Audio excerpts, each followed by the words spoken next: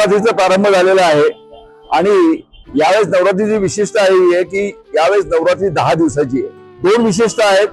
2025 म्हणजे 9 आकडी यावेळेस वर्ष आहे आणि नवरात्रीमध्ये एक दिवस ज्यावेळेस भर होतं त्यावेळेस त्या नवरात्रीला विशेष महत्व असतं, कारण की दशलक्ष्मी म्हणजे दसरा हा 10व्या दिवशी येतोय आणि यावेळेसची नवरात्री ही विशेष आहे। आशापुरा माता मंदिर एक असं जर पाहायला गेलं तर एक फार मोठ्या संख्येमध्ये लोक भाविक इथे येतात आणि त्यांच्या आशा अपेक्षा ज्या आहेत त्या पूर्ण होत असतात।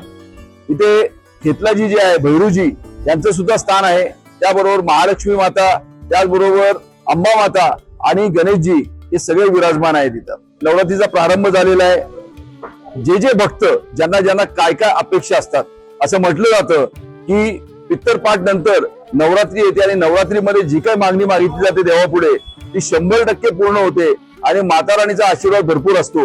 या 9 दिवसामध्ये जेवढी तुम्ही शक्ती घेता ती शक्ती तुम्हाला पूर्ण वर्ष कामाला येत असते। आशापुरा माताचं तर विशेष स्थान आहे, कारण की इथं अनेक भाविक जे काही त्यांच्या मागण्या मागतात, अनेक आम्हाला लोक येऊन सांगतात की आमच्या मागण्या पूर्ण झालेल्या आहेत।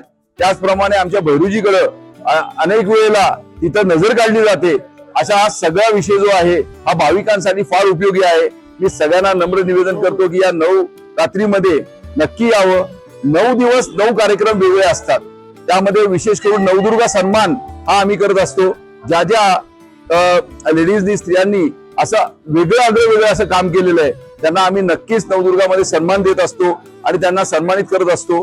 त्याचप्रमाणे वेगवेगळे भक्तीचे कार्यक्रम, त्याचप्रमाणे सुप्तपठण, मुलांचं सुप्तपठण, महिलांचं सुप्तपठण, असे भरपूर कार्यक्रम इथं होत असतात। तर नक्की या आशापुरा माता मंदिराला नक्की दर्शन द्या।